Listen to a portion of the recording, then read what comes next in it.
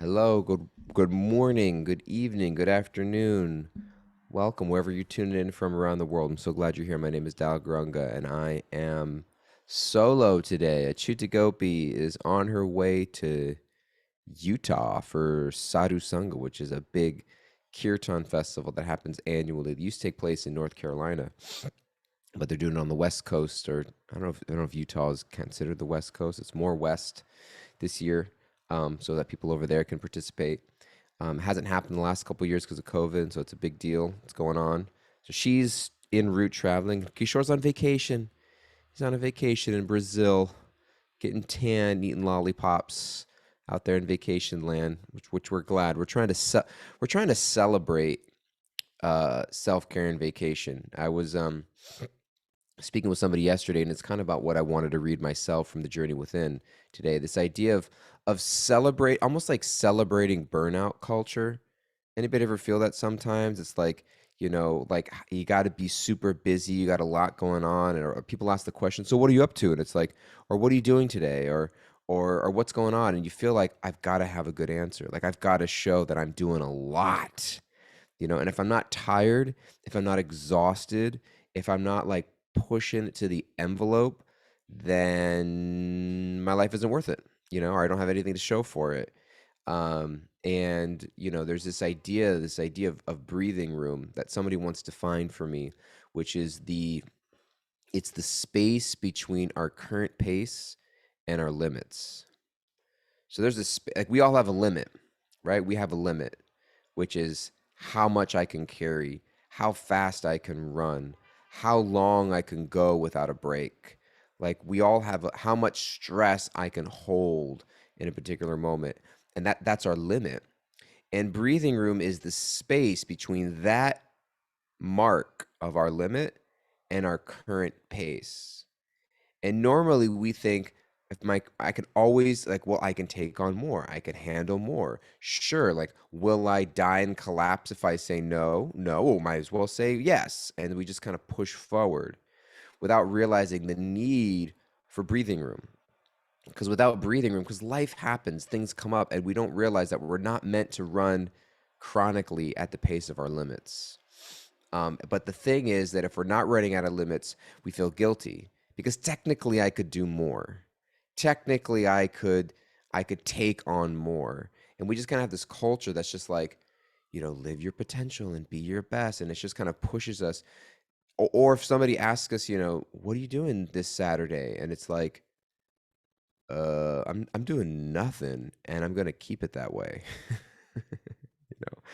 I'm doing nothing, and I'm gonna stay home and hang out. It's like, oh, well, you want to hang out? It's like, no, I am doing nothing, and I'm gonna keep it that way because I just need to rest and chill, you know, and just celebrating self-care, celebrating taking a break. And so we were talking about that recently. So Kishore's gone on vacation, and we're celebrating that because he works really, really hard, and we want him to get a little break. He's in Brazil because his partner's out there in Brazil, and they're taking some time together, which is great. So that long story, even longer. You got just me today. So you're just gonna hear a lot of my voice. Kishore's not gonna be here to play devil's advocate. He's not gonna keep me from going off on tangents. You're just gonna get a whole lot of Dial, and apologize for that up front. Jeffrey said solo, not so low. Not so low. Solo, SOLO, not so SO space low, LOW. Thank you for elevating us, Prabhu. Solo, not so low. How low can you go? Got it. Got it. Got it. Got it. Kimberly said, sometimes I get so hard on myself because I'm not productive. Totally. You ever hear that hashtag self-care is productive? And so, like, what does it mean to be productive? Who's defining productivity for us? Who's defining that? Who's defining productivity? Like, where did I get that idea? Okay, I got to be productive. Okay, first of all, where did that idea come from that I need to get productive? Who put that in my head? And why did I believe it? Second of all, what does it mean to be productive? Who's defining productivity? Like, can we just take a moment and create a definition of productivity? Like productivity in what? Like making more money, building, building structures, you know? Like, I don't know, like, what does that even mean? Like, we're chasing and I think that's so much of where the exhaustion of it comes in, um, because I think busyness with passion is excitement. Busyness without passion is exhaustion. And so I think that when we're working hard towards something that we're excited about or that we feel passionate about, it feels energizing. Um, but I think when we're just running out of guilt because I'm not productive enough, then, but I don't even know what it means to be productive. Like there's no end sight for me to look at. Then I just get exhausted because I don't even know why I'm pushing myself so hard. That's the most exhausting thing. I'm just pushing myself and I don't even know why. And so I think being clear of like, what does productivity even mean? That's why I've become a big fan of the NAP ministry. I was telling someone about the NAP ministry yesterday. They're like, oh, the NAP. What does NAP stand for? I mean, it means take a nap, it means sleep, get a little rest, take a break. Um, and so yeah, redefine productivity. Anyways, this is somewhat related to what I wanted to share about today, this section in The Journey Within by Radhanath Swami. On page 152, if you have a book, it's called The Secret of the Wet Redwoods. He's told this story a lot in his public lectures, and I've had the opportunity to visit the Redwoods. I grew up in Southern California, and uh, I'd go up to Northern California every so often, once a summer or every couple years at least, whatever. Go to Yosemite and visit the redwood trees. Massive, beautiful, beautiful, beautiful redwood trees that are so gigantic. And various redwood trees have different stories connected to them. Like some of them, there's one called like the couple tree, and it's like two trees that are kind of intertwined with each other. And there's a tree that you used to be able to drive a car through. The trunk is so wide, and so there's these different trees. So, anyways, he tells this story, and it's sort of relate. I wasn't planning to talk about productivity and rest, but when I mentioned Kishore Chandra's on vacation, I wanted to celebrate that, and it kind of came out. But but in that vein, something else came to my mind previously, and it's why I wanted to read this section for the redwood tree. So I'm gonna tell this in it's only a page, a little over a page, and it starts out with the story of the trees, and then it kind of gets to the lesson. Sydney wrote, super high expectations for myself. Then I get burnt out. Then I have to take a break. Perfectionism. Yes. Might as well take a break before you reach the burnout because you're going to have to take it anyways. And then it's not even going to work. I was having dinner with somebody last night. This is, by the way, why it's important to have a Chuta and Kishore in here because I'm not even going to get to I'm not even going to read the book. I'm just going to be on tangents. Lile Shorty is going to title this episode Dayal's Tangents. You're like, what? But I was having dinner last night, and they were talking about how they were coming out of a rough period of work, like really, really, really, really busy work. And how it tweaks you in a way. It's not because now it's like, okay, previously I had some free time and I would fill it with something that nourished me or that I appreciated or my spiritual practice. Ask the question, how's your spiritual life going? And you're saying, what's going well? I was, in the morning I had this routine or that. And then work got really, really crazy. And it was just like, 4, 5, 6 a.m. log in, 9 p.m. log out. It was just like pushing it. It works for a bank. It's like a heavy, heavy environment. And then, finally he got to space where he's setting a boundary now and he's logging off earlier, et cetera. But it's not that you just go back to normal. It's like there's such your brain and your emotions get rewired to think, now I've got to be busy. So now I have the free time, but it's hard for me to fill it with things that nourish me because I'm thinking, now I'm dealing with guilt. I'm not working hard enough. Now I'm dealing with anxiety. That's like, it's like you stretch a rubber band long enough and then you let it go. It doesn't just go back to its original shape. It's got stretch marks. It's worn out. It's like the collar of a t-shirt. You stretch it out, you pull on it. Your mom ever tell you, don't stretch out your collar? It's like, well, because it doesn't just go back to its original shape. And so when we burn ourselves out, it's not like, okay, I burnt myself up, now I'm going to take a nap. It's like, no, like a day off isn't going to recalibrate you because you're so tweaked. It's literally, think of the term burnt out. It's like wires that have been frayed. you know? And so it's like we don't want to get to that place of burnout because it's going to take more than a day to reset ourselves. It's going to take a sabbatical, you know? And so we have to be comfortable protecting that for ourselves. And in spiritual life, it's so much harder. It's so much harder because we live with this concept of just like giving. I mean, I say it a lot. I teach a yoga class every Tuesday at the Bhakti Center, and I fold our palms together and I say, "We are born to give." You know, phrase that I stole from our friend and teacher Raghunath. You know, we're born to give, but it's the nature of the soul. It's the dharma to serve, and we want to be selfless, and we want to empty ourselves out and all of those things. And so we feel like if I'm not giving enough, if I'm not serving, I'm not a good spiritualist, I'm not a good bhakta, I'm not a good yogi. And so we push ourselves, and then we get to this place of burnout. So even in spiritual circles, it's really hard. But first and foremost, we have to, I've been thinking of this concept of reaching in before reaching out, or reaching in order to reach out. That in order to reach out and make an impact and serve and be of contribution, or as Sydney was saying, you know, super high expectations, pushing ourselves, we got to reach in first. We got to ground first. We got to connect ourselves first. We got to find ourselves first. Fill up on the inner well, drink deeply from the inner well, and then to that capacity we can reach out. Jeffrey said, I was just talking about managing work stress with my coach last night and the ability to accept the day in moments, reflecting on the intelligence gifted to me to accomplish those tasks throughout the day. I'm going to read that again. The ability to accept the day in moments, reflecting on the intelligence gifted to me to accomplish those tasks throughout the day. This persistent reflection on source throughout a day makes the work easier and the stress melts. That's why Jeff always seems so cool, calm, and collected, you know? And so, but totally, I love that idea of accepting the day in moments, moment to moment. Tangent. I'm going to go on a tangent of a tangent here.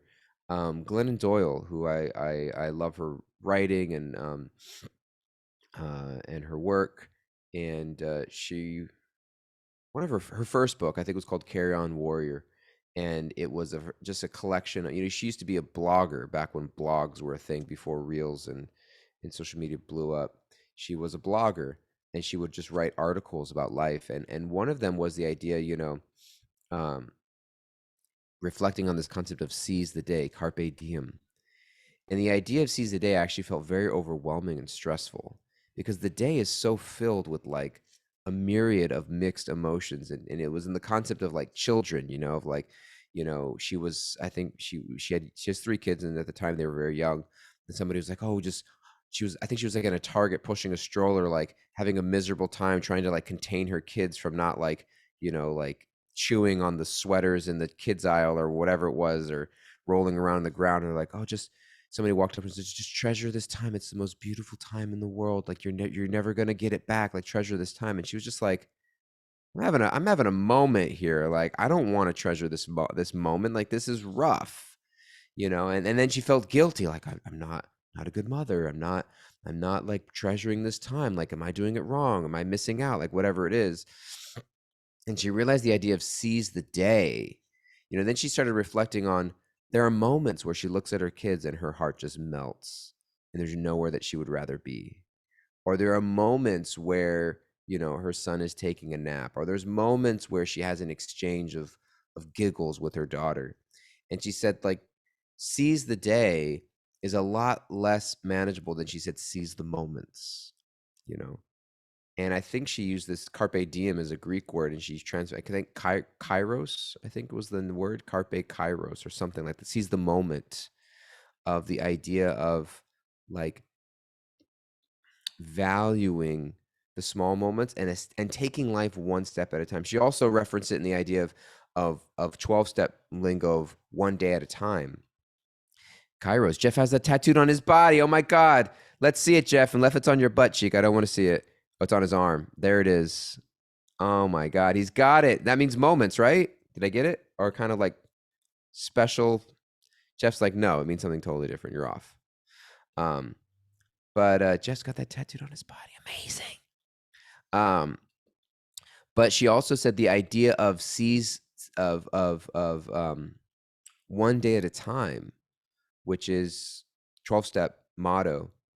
can also be like, she's like, I'm just, one day is too long and overwhelming for me.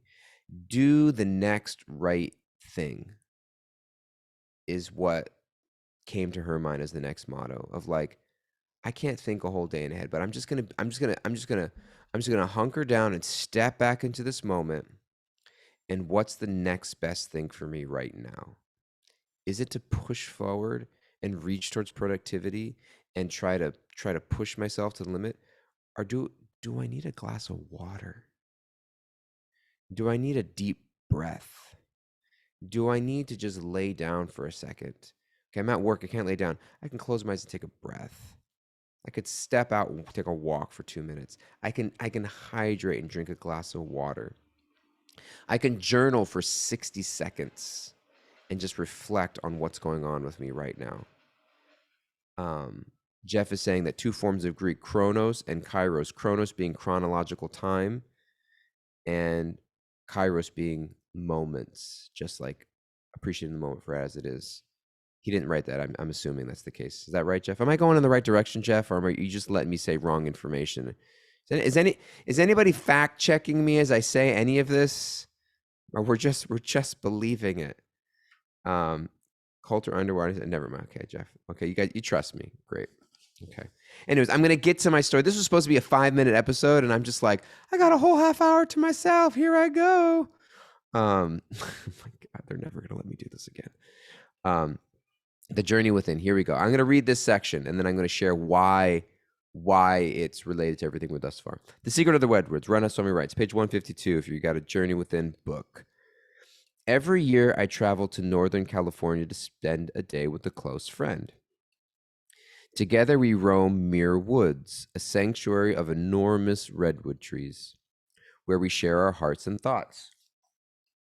As we walk, we inevitably look up at the towering redwoods, so tall they hardly allow a ray of sun to reach the ground.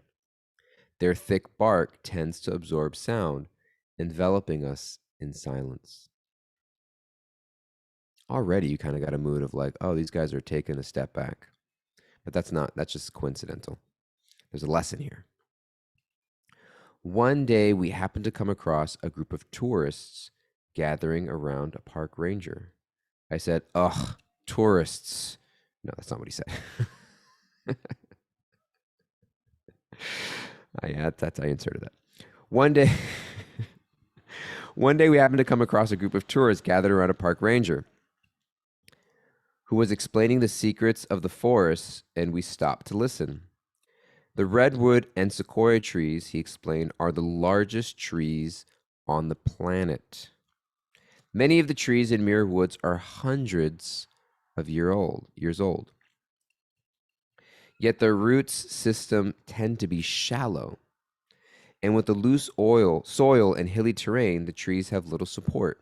So you got these massive trees that have shallow roots, and it's like, how do they stand tall and not get knocked over in a storm or just pushed over by their own weight?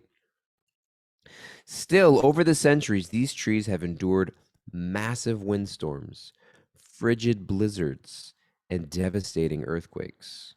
With only shallow roots, how do they keep standing? The park ranger explained the underground secret of the redwoods.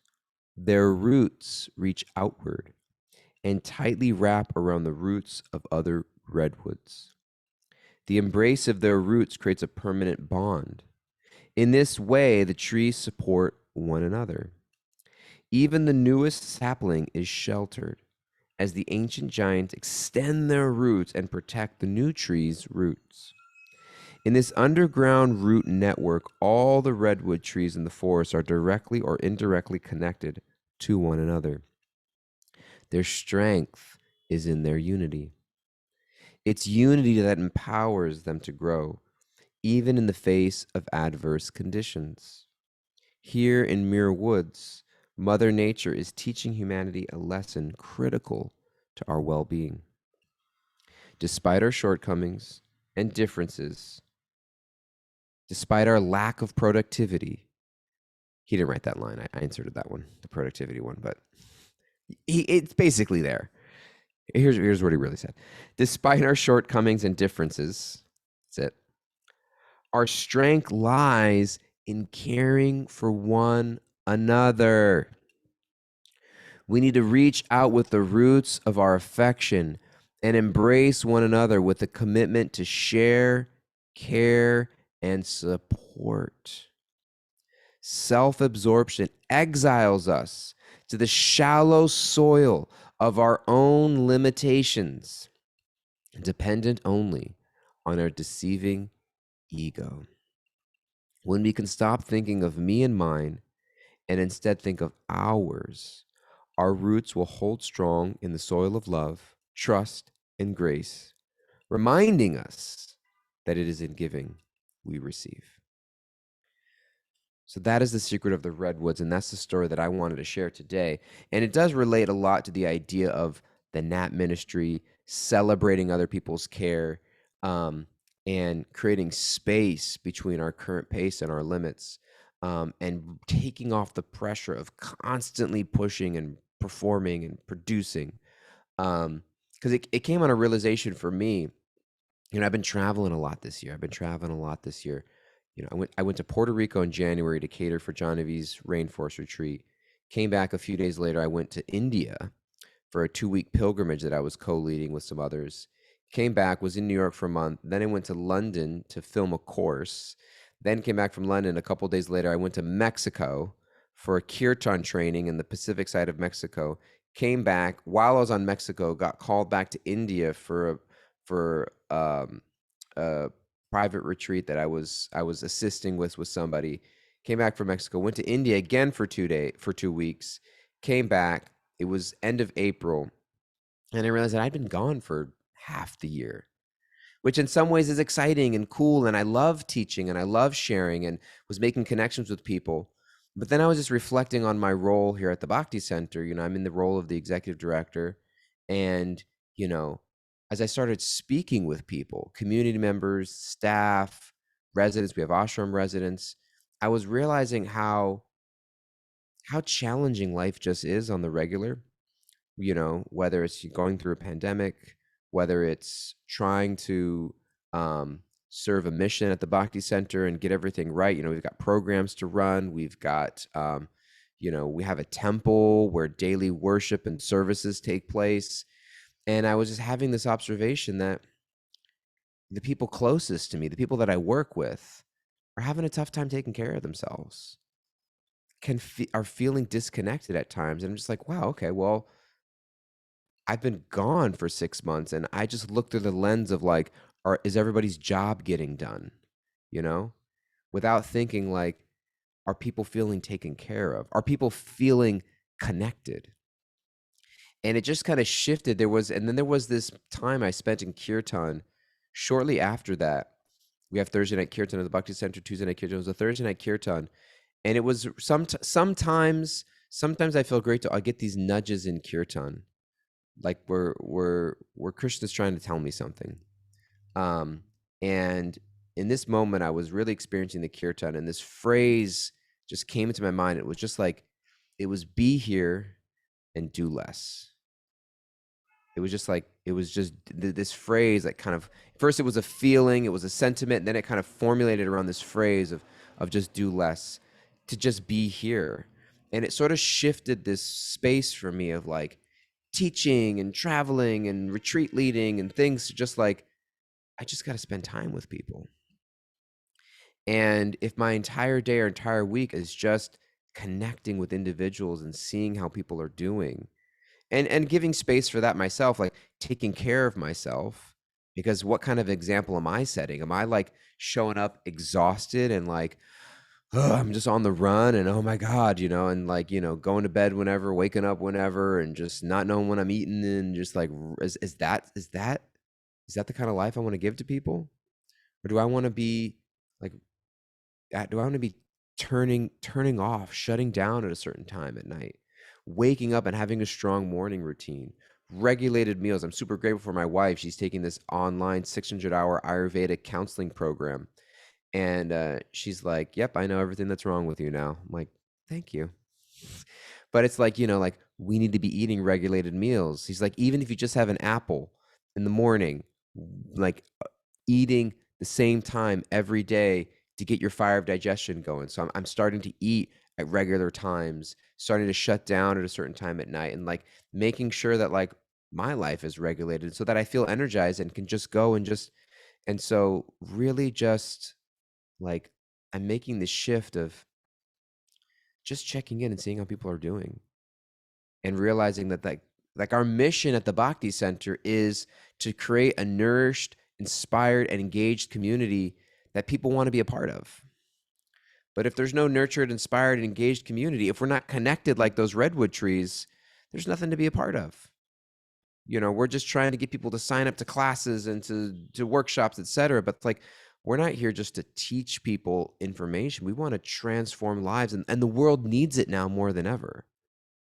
We need connection. We need community. And so, my message to myself today, for all those listening on Zoom and for all those tuning in, online or listening, is just that the importance of slowing down to check in with yourself and check in with the people around you. And if you don't have the space to do that, it's really worth reassessing your goals and your priorities. Because I do believe that it's from that place that we really can achieve whatever we want. We can do it all. I do believe that we can do, but it's got to come from a place of feeling it's got to come from a place of excitement because I'm feeling nourished and cared for.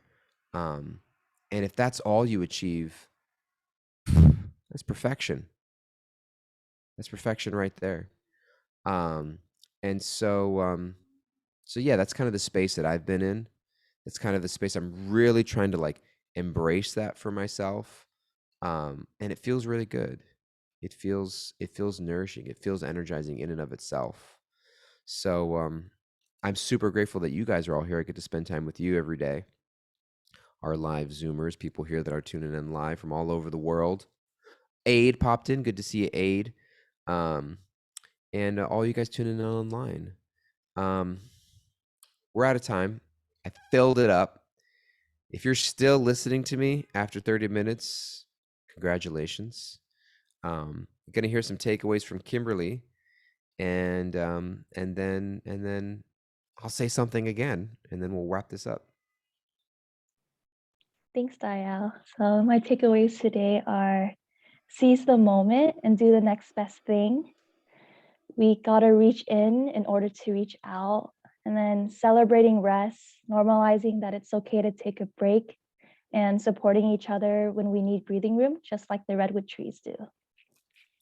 Supporting each other when we need breathing room. Appreciate it. Love it. Thank you, Kimberly.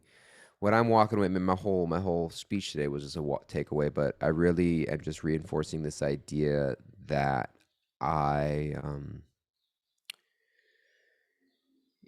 yeah, it's more important for me to just spend time with people and see how they're doing than it is to measure productivity and pushing for results. As an aspiring leader, as someone in a leadership position, that's a meditation that I'm focusing on and want to carry out more deeply. So I love you guys, all of you. Thank you so much for being here. Please be well. It's a holiday weekend here in America, at least, and so it is a weekend. But we'll be back next week, and I look forward to spending time with you again. Please be well, be safe. Tell somebody that you love them. Take care. Bye bye.